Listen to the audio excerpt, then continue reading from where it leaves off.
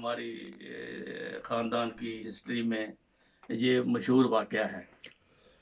پھر اس کے ساتھ ہی انہوں نے سب سے پہلے وصیت بھی کروائی، اس کا نمبر بھی 8 اور 10 کے قریب ہے۔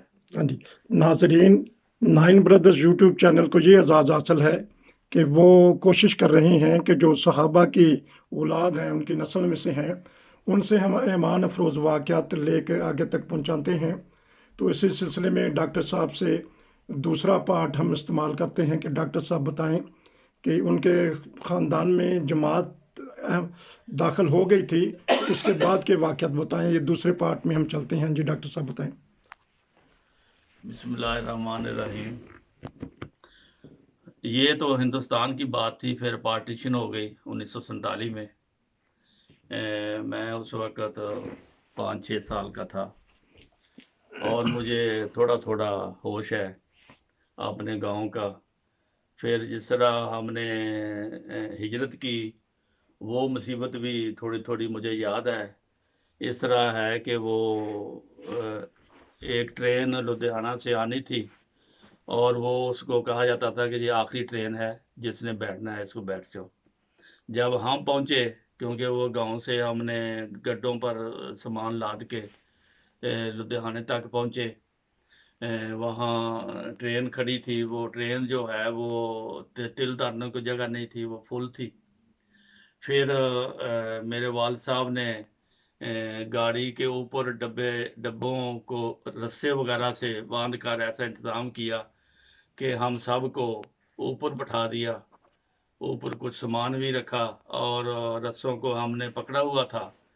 اس طرح مجھے یاد ہے کہ بڑی تکلیف سے وہ اس طرح تھا کہ گاڑی اندر سے ہی بھری ہوئی تھی اور چھت بھی اس کی بھری ہوئی تھی۔ گاڑی آہستہ آہستہ سفر کر رہی تھی تو ہم نے رسوں کو پکڑا ہوا تھا۔ تو اس طرح ہم تقریباً 20 دن ہمیں لگ گئے تھے لدھیانہ سے یہاں پہنچتے۔ راستے میں پھر سٹے بھی کرتے تھے، گاڑی کھڑی ہوتی تھی، پھر وہاں لوگ اپنا کھانا وغیرہ پکاتے تھے، پھر بیٹھ جاتے تھے۔ اس طرح ان مصیبتوں میں ہوتے ہوئے ہم روا کے نزدیک احمد نگر ہے ایک، وہاں پہ پٹواری جو تھا، انہوں نے ہمارے کاغذات دیکھے اور انہوں نے کہا کہ آپ کو 4-5 مربے یہاں زمین مل جائے گی، کیونکہ احمد نگر کے رقبہ کے جو نمبر ہیں وہ بہت تھوڑے ہیں، 14-15 نمبر میں ہیں ایک ایکڑ کے۔ وہ اس لحاظ سے ہمیں 4-5 مربے ملتے تھے، لیکن وہاں 1-2 دن رہے ہم، تو ابا جان نے دیکھا کہ یہاں تو سب میری نہ کوئی برادری ہے، یہاں کے رہنے والے زبان بھی دوسری بولتے ہیں، یہاں نہر کا پانی بھی نہیں ہے، زمین بھی کلر ہے، اتنی آباد نہیں ہے۔ تو اس طرح جو کہ ہمارے رشتہ دار تھے لیکن وہ سب غیر احمدی تھے، وہ چلے گئے تھے گوجرا۔ لیلپور کے ضلع میں ایک گوجرا شہر ہے، تحصیل ٹوبہ ٹیکسیں تھی اس وقت، اس میں ایک گاؤں ہے 158 گاب کھکھاں۔ پھر ہم نے وہاں سے پٹواری سے کاغذ لے کر پھر ہم کھکھاں چلے گئے۔ کھکھاں کی زمین جو ہے وہاں اس کے نمبر ہیں 90 نمبر کا یونٹ کا ایک قلعہ آتا ہے، تو وہاں پھر ہمیں 22 ایکڑ زمین جو ہے وہ الاٹ ہو گئی، تو وہی ہم رہنا شروع کر دیا۔ جب مجھے ہوش آیا تو 1953 کا، گاؤں میں اور کوئی احمدی نہیں تھا، صرف ہمارا گھر تھا اور مخالفت شروع ہو گئی۔ پھر 1953 میں ایک ایجیٹیشن آیا، جو لڑکے سکول کے اور کالج کے وہ گالیاں نکالتے ہوئے حضرت مسیح موعود علیہ السلام کو وہ ہماری گلی سے جاتے تھے، کبھی آتے تھے، پھر ہمیں دور سے یہ کہتے تھے کہ ہم نے ان کو مسلمان بنا دینا ہے۔ میں سکول بھی جاتا تھا اس وقت پرائمری، وہاں بھی کہتے تھے کہ آپ اس کو کلمہ پڑھا دو، اس مرزئی کو ہم نے مسلمان کرنا ہے۔ اس طرح وہ بہت شور شرابہ ہوا، آخر وہ وقت گزر گیا، لیکن مخالفت جو ہے وہ ہمارے گاؤں میں جاری رہی۔ اور اسی دوران میں نے پھر وہاں پہ پرائمری کر کے گوجرا ہائی اسکول میں میں نے داخلہ لیا. وہاں پر گوجرا جو ہے ہمارے سے 7-8 کلومیٹر دور ہے اور جانے کا کوئی راستہ نہیں تھا. ٹرین کے ذریعے پھر میں جاتا تھا روز اسکول. صبح 5-6 بجے اٹھ کے 6-7 بجے ٹرین آ جاتی تھی. وہ 2 کلومیٹر 3 کلومیٹر دور تقریباً پونا گھنٹہ پیدل چل کے ٹرین تک پہنچنا ہوتا تھا. پھر اس طرح 8ویں تک میں پھر پرائیویٹ طور پہ ٹرین میں بیٹھ کر جاتا تھا اور شام کو جب آتا تھا تو پھر رات پڑ جاتی تھی. اس طرح جناب لالٹین میں ہم نے بجلی تو ہوتی نہیں تھی. لالٹین سے رات کو کام کرنا, پھر صبح اٹھ کے اسکول جانا. یہ 8ویں تک. پھر میں نے سائیکل لے لیا. پھر 9ویں 10ویں میں نے سائیکل پہ کی. بہرحال اس دوران میں دیکھتا رہا کہ گاؤں میں ہماری مخالفت اتنی ہو گئی تھی کہ گاؤں والوں نے مسجد تعمیر کرنی تھی ایک.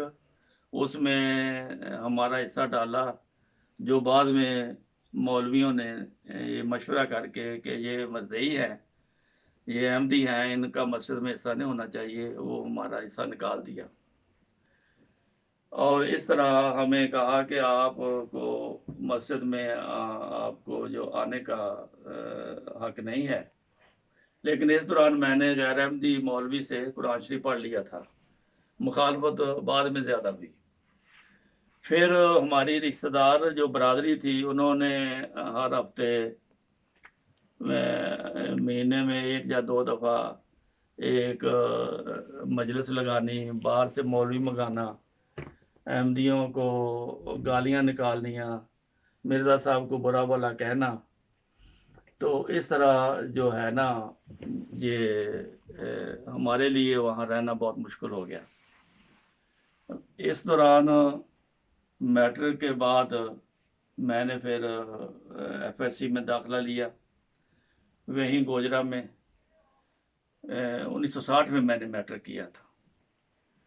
تو لیکن اس دوران جب مخالفت شدید تھی تو ہمارا ایک واقعہ ہوا ہمارے گاؤں میں کہ نمبردار ہمارا جو ہے تھا راجپوت, وہ فوت ہو گیا.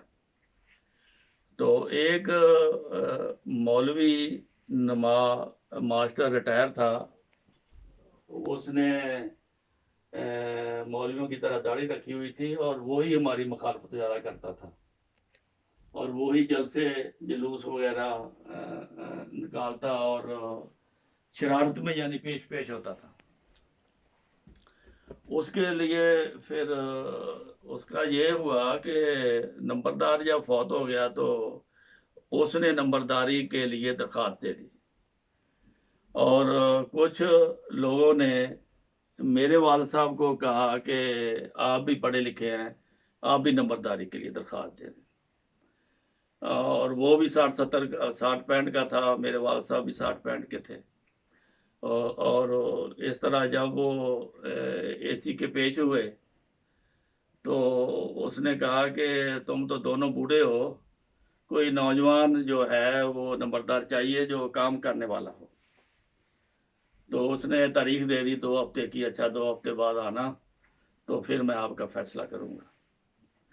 2 ہفتے بعد جب واپس گھر آئے تو اس کو لوگوں نے اس نے جب بتایا کہ وہ یہ AC یہ کہتا ہے کہ نوجوان, تو کچھ نوجوانوں نے آزراہ شرارت اس کو کہا کہ آپ بھی جوان ہو سکتے ہیں. اس نے کہا وہ کیسے؟ انہوں نے کہا کہ یہ داڑھی بنا دو اور مونچھوں کو کلف لگا لو, آپ نوجوان ہو جائیں گے. اچھا وہ ان کے پیچھے لا کے انہوں نے داڑھی بنا دی جناب, اور جب کلف لگا کے یہ دوبارہ تاریخ پہ, ابا جی بھی ساتھ تھے اس کے, ابا جی نے کہا بھی مجھے تو نمبرداری کا شوق نہیں ہے, میں نے تو داڑھی نہیں بنانی. تو نمبرداری ہوتی آتی ہے یا نہیں آتی اس کا مجھے کوئی شوق نہیں ہے، لیکن وہ چلے گئے۔ جب وہاں گئے تو اس کو اے سی صاحب نے جب دیکھا، انہوں نے کہا پہلے آپ کی داڑھی تھی، اب آپ نے یہ کیا کر لیا ہے؟ تو یہ آپ کو پتہ ہے کہ یہ سنت رسول ہے اور آپ نے اس کی عزت نہیں کی، تو اب میرے سے تم نمبرداری لینے آ گئے ہو۔ تو وہ جناب اس کو دھکے دے کر اس کو ان کا نکل جاؤ ذلیل کر کے اس نے عدالت سے باہر نکال دیا۔ اس طرح اس کی جو انی موہنن مانا رادہ آنا تکا کی پیش گوئی وہ ہمارے سامنے پوری ہوئی، اور اسی نے اس کو بالکل ہی ریجیکٹ کر دیا، اور وہ بیچارہ پھر داڑھی اس کی منی ہوئی میں نے خود دیکھی ہے، اور میں اس کو پہچان نہیں سکا تھا کیونکہ میں ادھر سے گیا تھا۔ چلو جی۔ ہاں جی ناظرین، ابھی آپ نے بہت ہی ایمان افروز واقعہ سنے، یہ انشاءاللہ پارٹ 3 میں ہم جائیں گے، تو بقایا انشاءاللہ ہم واقعات ڈاکٹر صاحب کی زبانی سنیں گے۔ جڑے رہیے 9 برادر کے ساتھ۔ السلام علیکم ورحمۃ اللہ۔